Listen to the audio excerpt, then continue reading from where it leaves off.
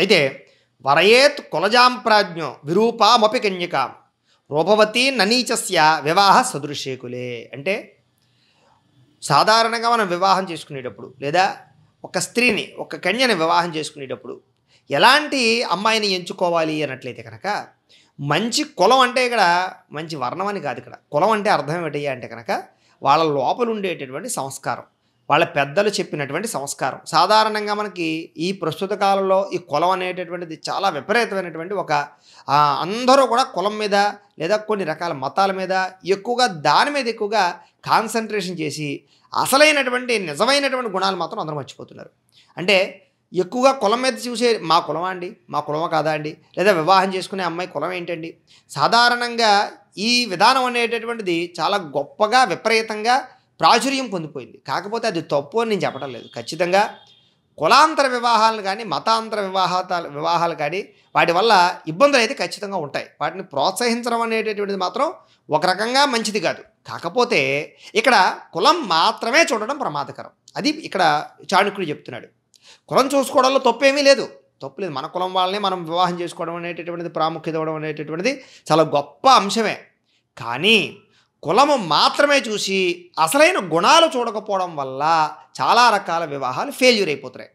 ఇక్కడ అమ్మాయిలు ఎంచుకునేటప్పుడు వీళ్ళందరూ ఏం చేస్తారంటే కనుక కాస్త సాధారణంగా యువకులందరూ కూడా అమ్మాయిని ఎంచుకునేటప్పుడు అందాన్ని చూసి ఎంచుకుంటూ ఉంటారు. లేదా పెద్దలు ఉన్నారనుకోండి, వాళ్ళు ఎంచుకునే విధానం కూడా మారిపోయింది.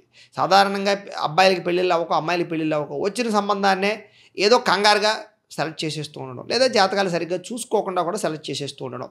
ఇవన్నీ కాకుండా అసలు మన వర్ణం లేదా మన కులం అయితే చాలు, వాళ్ళు ఎవరైనా పర్వాలేదు చేసేసుకుంటూ ఉండడం, అసలైనటువంటిది చూడకపోవడం, ఇది చాలా పెద్ద ప్రమాదకరం. ఎందుచేతనయ్యా అంటే కనుక ఒక స్త్రీ సరైన గుణవతి కాకపోతే మొత్తం సంసారం పాడవుతుంది, మొత్తం కుటుంబం విచ్ఛిన్నం అవుతుంది. కాబట్టి ఇక్కడ చూడవలసింది ఏంటి, రూపమా లేదా గుణమా అంటే కనుక స్త్రీకి చూడవలసింది రూపం మాత్రం కాదు. అది పెళ్లి చేసుకునే అబ్బాయా లేకపోతే కనుక తల్లిదండ్రులా లేకపోతే కుటుంబ సభ్యులా ఎవరైనా సరే వివాహానికి ఒక అమ్మాయిని చూస్తున్నాము అంటే కనుక ముందు ప్రాముఖ్యత రూపానికి లేదా వాళ్ళ ఆస్తులకి కాదు, కట్నాలకి కాదు ఇవ్వవలసింది. దేనికి ఇవ్వాలి అంటే కనుక గుణానికి ఇవ్వాలి, సంస్కారానికి ఇవ్వాలి. అందుచేత ఎవరైతే మనకి రూపం లేనటువంటి అమ్మాయిని వివాహం చేసుకోవచ్చు, కానీ సంస్కారం లేనటువంటి అమ్మాయిని ఖచ్చితంగా వివాహం చేసుకోకూడదు అని ఖచ్చితంగా ఇక్కడ మనకి చాణక్యుడు చెప్తున్నాడు.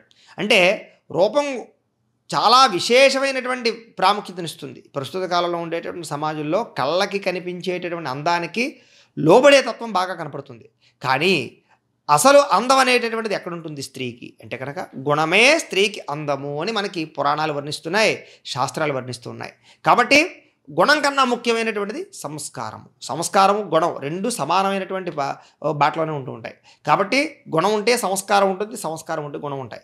కాబట్టి ఎవరికైతే కుటుంబంలో పెద్దలంటే గౌరవించడం కానీ లేదా అత్తమామలను గౌరవించే లక్షణం కానీ లేదా ఇరుగు పొరుగు వారితో సఖ్యతగా ఉండేటటువంటి తత్వం కానీ లేదా ఒక రకమైనటువంటి అంటే ఆధ్యాత్మిక చింతనతో పాటుగా కుటుంబ బాధ్యతలతో పాటుగా అందరూ కలవాలి, అందరూ కలిసి ఉండాలనేటటువంటి ఆలోచనతోటి ముఖ్యంగా శాంత గుణము, ఓర్పు, సహనంతో ఉండేటటువంటి స్త్రీ ఎవరైతే ఉంటుందో అలాంటి గుణవంతురాలను ఎంచుకోమని చెప్పారు. సాధారణంగా గుణంతో పాటుగా భక్తి కూడా చాలా ఎక్కువ అవసరం స్త్రీకి. ఎందుచేతంటే కనుక ఒక భక్తురాలైనటువంటి భార్య కనుక ఉంటే ఆ భక్తి కారణం చేత భర్తకు ఉండేటటువంటి అనేక గండాలు కూడా పోతాయి. కాబట్టి స్త్రీని ఎంచుకునేటప్పుడు ఇవన్నీ చూడమన్నారు. ఏంటి, అందం ఒకటే కాదు, గుణము, లావణ్యము, అలాగే లోపల ఉండేటటువంటి సంస్కారం.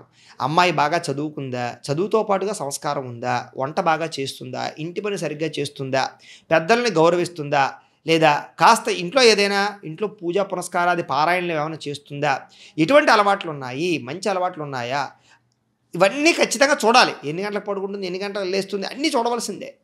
అంతేకాని అమ్మాయి అందంగా ఉంటే చాలని వివాహం చేసుకోవడం, కట్నాలు ఇస్తున్నారు కదా అని వివాహం చేసుకోవడం వల్లే చాలా రకాల జీవితాలు పాడైపోతున్నాయి. కాబట్టి ఆ రకంగా ఎంచుకోమని చెప్పారు అమ్మాయిని ఎంచుకునేటప్పుడు. అయితే నకీనాంచ నదీనాంచ శృంగీణాం శస్త్రపాణినాం విశ్వాసో నైవ కర్తవ్య స్త్రీషు రాజకులేషు చ. ఎవరెవరిని నమ్మకూడదు, ఎవరెవరిని ఎలాంటి అమ్మాయిలు వివాహం చేసుకోకూడదు అనే విషయాన్ని కూడా మనకి ఇక్కడ చాణక్యుడు చెప్తున్నాడు. ఏమిటయ్యా అంటే కనుక ఎవరెవరి పట్ల చాలా జాగ్రత్తగా ఉండాలి అంటే కనుక కొమ్ములున్న గోళ్ళున్న జంతువుల పట్ల, నదుల పట్ల, శస్త్రధారుల పట్ల, అలాగే రాజకులం వారి పట్ల విశ్వాసం ఉంచరాజు. అన్నిట్లకన్నా ముఖ్యంగా పరస్త్రీ వల్ల, పరస్త్రీతో కూడా విశ్వాసం ఉంచకూడదు. ఇక్కడ ఎవరిని నమ్మకూడదో ఎంత స్పష్టంగా చెప్పాడు చూడండి. అంటే పరస్త్రీని ఎలా పోల్చాడో చూడండి. పరస్త్రీ అంటే ఎవరు అంటే కనుక సాధారణంగా వివాహేతర సంబంధాలు పెట్టుకునేటటువంటి వారు, ముఖ్యంగా అన్య స్త్రీలని నమ్మేటటువంటి వారు. అన్య స్త్రీలు అంటే ఏంటి? ఆల్రెడీ మనకు వివాహాలు అయ్యో లేకపోతే రకరకాల వ్యవహారాలు ఉన్నా కూడా కొంతమంది స్త్రీలు కొంచెం వ్యామోహాల కోసం కానీ లేదా వివాహాలైనటువంటి పురుషులను కూడా చేజిక్కించుకుని లేదా వాళ్ళతో కొంచెం సహవాసం చేసేటటువంటి స్త్రీలు కొంతమంది ఉంటుంటారు. చాలా ప్రమాదకరం. వాళ్ళతో చాలా జాగ్రత్తగా ఉండాలి. వాళ్ళని ఎలా పోల్చారంటే కొమ్ములున్న గోళ్ళున్న జంతువుల పట్ల. అంటే కొమ్ములు గోళ్ళు ఉన్న జంతువులు అంటే ఏమిటి అంటే దున్నపోతులు కానీ పొట్టేళ్ళు కానీ లేకపోతే రకరకాల కొమ్ములతో ఉండేటటువంటి ఉన్నాయి ఉంటాయి చూసారా, ఇవన్నీ చాలా ప్రమాదకరం. అవి పొడిచేయంటే మన ప్రాణం పోతుంది కదా. అలాగే గోళ్ళను జంతువులు అంటే పులులు, సింహాలు, ఇలా కొన్ని గోళ్ళను జంతువులు ఉంటాయి. వీటితో ఎలాగైతే జాగ్రత్తగా ఉండాలో అలాగే నదుల పట్ల, అంటే నదుల దగ్గరికి వెళ్ళినప్పుడు కూడా మనం విపరీతంగా ఏదో జలకాలాడినట్టుగా స్నానాలు చేసామనుకోండి, సడన్గా ఏదైనా వాగు ఉప్పొంగినా లేకపోతే నదుల్లో కొట్టుకునే పోవాలి చాలామంది చూస్తూ ఉంటాం. నది చాలా ప్రమాదకరం. అంచేత నదిని భక్తిగా ఒడ్డు దగ్గర కూర్చొని స్నానం చేసి రావాలి తప్ప స్విమ్మింగ్ పూల్స్లా వాడకూడదు నదుల్ని. అంచేత నదుల దగ్గర చాలా జాగ్రత్తగా ఉండాలట. అలాగే శస్త్రధారుల పట్ల. శస్త్రధారులు అంటే ఎవరు అంటే కనుక చేతిలో కత్తో కటారో లేకపోతే కర్రో లేకపోతే చాకో ఏదో పట్టుకుని ఉన్నాడు వాడు, వాడితో ఎప్పుడూ ఖచ్చితంగా దూరంగా ఉండవలసిందే. ఏమో ఏ సమయంలో వాడు ఏ చేయని ఎలా అన్నా మనకే ప్రమాదం. లేదా కొంచెం ఎవరి మీద కోపంతోటో లేకపోతే ఏదో కత్తి విసరవచ్చు లేకపోతే చాకు లేకపోతే ఇలా అనొచ్చు, అది మనకి తెలియకుండా తెగచ్చు. ఆఖరికి చేతిలో బ్లేడ్ ఉన్నా కూడా అది చాలా ప్రమాదకరం. అంచేత వాళ్ళు మన బాగా మిత్రులైనా లేదా మన పిల్లలైనా కూడా ఒకవేళ వాళ్ళ చేతిలో ఆయుధం ఉంది అనుకోండి, ఖచ్చితంగా దూరంగానే మనం ఉండాలి. ఎంచేతంటే ఎప్పుడైనా పొరపాటు జరగచ్చు. అంచేత చాలా జాగ్రత్త శస్త్రధారుల పట్ల. అలాగే రాజకులం వారి పట్ల. రాజకులం అంటే ఏంటి అంటే కనుక అధికారం ఉన్నవాళ్ళు రాజకులం అని చెప్పచ్చు. ఇప్పుడు పూర్వకాలంలో రాజులు ఉన్నారు, ఇప్పుడు ఎవరు రాజులు అంటే ఎమ్మెల్యేలు, మినిస్టర్లు లేకపోతే రకరకాల పోలీస్ అధికారులు, ఎవరైనా సరే అధికారులందరూ కూడా ప్రస్తుతానికి మనకి పరిపాలించే వాళ్ళందరూ కూడా రాజులే కదా. అందుచేత రాజకులం వారి పట్ల. ఎందుచేత అంటే కనుక వాళ్ళ చేతుల్లో అధికారం ఉంటుంది కాబట్టి మనం చేసింది నిజంగా మంచి అవ్వచ్చు లేదా మన వైపు ధర్మమే ఉండొచ్చు, కానీ రాజకులం వారికి ఉండే గర్వమో అహంకారమో వాళ్ళకు ఉండేటటువంటి కొన్ని రకాల వ్యవహారాల వల్ల మనం చేసే తప్పుని మనం చేసేటటువంటి నిజమైనా సరే మన వైపు సత్యం ఉన్నా సరే వాళ్ళు ఒప్పుకోరు.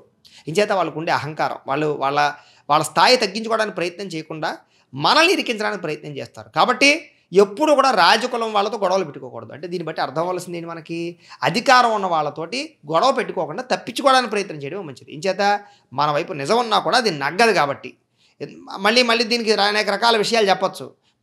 మన భారతదేశంలో కోర్టులు లేవండి, న్యాయస్థానాలు లేవండి, న్యాయం బతకదనుకుంటున్నారా అండి, ఇవన్నీ ఉత్తుత్తు మాటలు అవన్నీ ఎంతవరకు బతుకుతా ఎంతవరకు బతకం అనేటువంటి మన కళ్ళాలో చాలా చూస్తున్నాం కదా. అందుచేత అవన్నీ పిచ్చి మాటలు మాట్లాడకుండా అసలు ఎవరు పెట్టుకోమన్నారు ఇవన్నీ కూడాను. అందుచేత సాధారణంగా దూరంగా ఉండడం మంచిది. రాజకులం వారి పట్ల కొంచెం జాగ్రత్తగా ఉండాలి. అలాగే పరస్త్రీ పట్ల ఇది చాలా ప్రధానం. ఎవరైతే పరస్త్రీలు ఉంటారో వాళ్ళ దగ్గర చాలా జాగ్రత్తగా ఉండాలి. చేత అంటే కనుక భార్యకి పరస్త్రీకి చాలా తేడా ఉంటుంది. భార్య ఎప్పుడు కూడా భర్త ఎలాంటి ఇబ్బందుల్లో ఉన్నా, పెద్ద వ్యసనపరుడైనా సరే, ఎటువంటి స్థితిలో ఉన్నా సరే, ఎప్పుడు భార్య రక్షించడానికి, వాడి డబ్బుని దాచడానికి లేదా వాడిని జాగ్రత్తగా చూడడానికి ఆయుష్ కోసమే ప్రయత్నం చేస్తూ ఉంటుంది. భర్త ఎంత దారుణంగా బిహేవ్ చేసినా, కొడుతున్నా తిడుతున్నా కూడా భర్త బాగుండాలని కోరుకుంటుంది దేవుడి దగ్గరికి వచ్చి. కాబట్టి అలా కోరుకునేది స్త్రీ, ఎవరు భార్య అవుతుంది. కానీ పరస్త్రీ ఎప్పుడు అలా ఉండదు. వాడు బాగుండి డబ్బులు బాగా సంపాదించి పట్టుకొచ్చి ఇస్తుంటేనే వాడికి గౌరవం. ఎప్పుడైతే వాడు డబ్బు ఇవ్వటం లేదో, సుఖాన్ని ఇవ్వటం లేదో, ఈవిడ అనుకుంటున్నటువంటిది వాడు తేవటం లేదో, ఇవ్వటం లేదో, అప్పుడు ఆటోమేటిక్గానే దూరం పెడుతుంది, ఇంకొకరిని పట్టుకుంటుంది.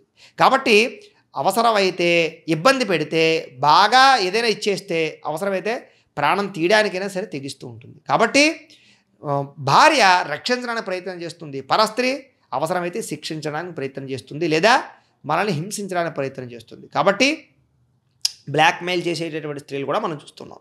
అంటే ఇవన్నీ ఎవరి వల్ల అంటే కనుక పరస్త్రీ వ్యామోహాలు ఉన్న వల్ల.